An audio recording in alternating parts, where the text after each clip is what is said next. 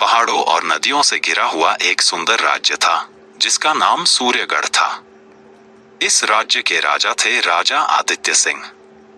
वे वीर, न्यायप्रिय और प्रजा का सच्चा हितैषी थे। उनकी रानी थी रानी देविका, जो रूपवान होने के साथ साथ अत्यंत बुद्धिमान। एक बार राज्य में भयंकर सूखा पड़ा। राजा चिंतित हुए, लेकिन रानी ने कहा, अगर हम मिलकर काम करें तो हर मुश्किल आसान हो जाती। कुछ ही समय में राज्य फिर से खुशहाल हो गया। प्रजा ने समझ लिया कि सच्ची ताकत तलवार में नहीं, बल्कि प्रेम, समझ और एकता में होती है।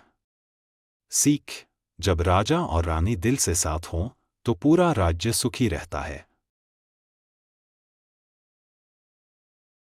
आमिना एक साधारण सी माँ थी, जिसकी दुनिया उसकी बेटी जैनब से शुरू होकर उसी पर खत्म होती थी। वह खुद पुराने कपड़े पहन लेती, मगर जैनब की किताबें और ख्वाब कभी पुराने न होने देती।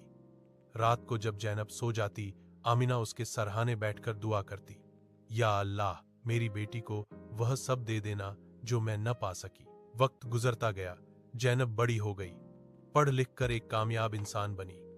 एक दिन उसने अपनी माँ के हाथों को चूमा और कहा, अम्मी, आज जो कुछ हूं आपकी वजह से हूं। आमना की आंखों में आंसू थे, मगर चेहरे पर सुकून। उसने महसूस किया कि माँ की सबसे बड़ी कामयाबी उसकी बेटी की मुस्कुराहट होती है। एक गांव में अहमद नाम का एक गरीब मगर नेक दिल नौजवान रहता था। वह फजर की नमाज कभी नहीं छोड़ता और रोजी के लिए मेहनत मजदूरी करता। एक दिन रास्ते में उसे एक बूढ़ी औरत मिली जो भूखी, कमजोर थी। अहमद के पास सिर्फ 2 रोटियां थीं, एक अपने लिए और एक शाम के लिए। उसने बिना सोचे एक रोटी बूढ़ी औरत को दे दी। औरत ने दुआ दी, अल्लाह तुम्हें उससे बेहतर दे जिसका तुम तसव्वुर भी न कर सको। कुछ दिन बाद अहमद को शहर में एक ईमानदार व्यापारी के यहाँ काम मिल गया। अहमद की सच्चाई और मेहनत देखकर व्यापारी ने उसे अपना साझेदार बना लिया। थोड़े ही समय में अहमद की जिंदगी संवर गई, मगर उसके दिल में घमंड न आया। वह आज भी नमाज, सदका और विनम्रता को नहीं भूला। एक दिन अहमद ने कहा, मेरी सफलता उस रोटी की बरकत है जो मैंने अल्लाह की रज्जा के लिए दी थी।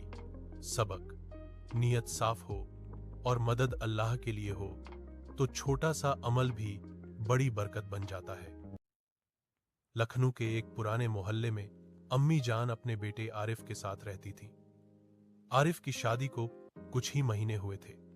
उसकी बीवी सना शरीफ, पढ़ी लिखी और नर्म दिल लड़की थी, जो अपने मायके से बहुत दूर आकर इस घर को अपना बनाने आई थी।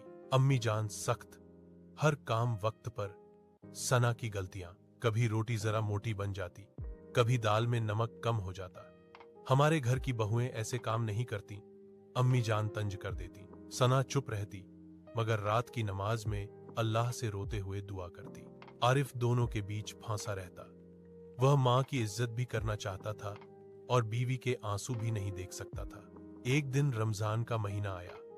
सना ने पहला रोजा रखा। इफ्तार की तैयारी करते हुए उससे शरबत गिर गया। अम्मी जान का सब्र टूट गया और उन्होंने सना को डांट दिया। सना की आंखों में आंसू आ गए, मगर उसने कुछ नहीं कहा। रात को तरावीह से लौटते वक्त इमाम साहब ने कहा, सब्र और रहम यही इस्लाम की खूबसूरती है।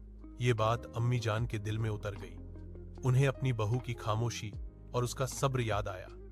घर आकर उन्होंने देखा सना चुपचाप सेहरी की तैयारी कर रही थी, थकी हुई मगर मुस्कुराती हुई। अम्मी जान की आंखें भर आईं। उन्होंने सना को पास बुलाया, बेटी, मैंने तुम्हें बहुत तकलीफ दी। अल्लाह सब्र करने वालों को पसंद करता है, मगर जुल्म करने वालों को नहीं। सना फूट फूट कर रो पड़ी, अम्मी जान, मैं बस आपका दिल जीतना चाहती हूँ। उस दिन के बाद घर का माहौल एक नाव से जा रही स्त्री नदी में एक अंडा फेंक देती है। अंडा बहते बहते एक दयालु हिरनी तक पहुंचता है। हिरनी उसे सुरक्षित रखकर पालती है। 1 साल बाद अंडे से अग्निपक्षी जन्म लेता है। गलती से उसकी आग से हिरनी का घर जल जाता है। राख के बीच खड़ी हिरनी चुपचाप रोती है। सीख: दया के साथ जिम्मेदारी भी जरूरी है।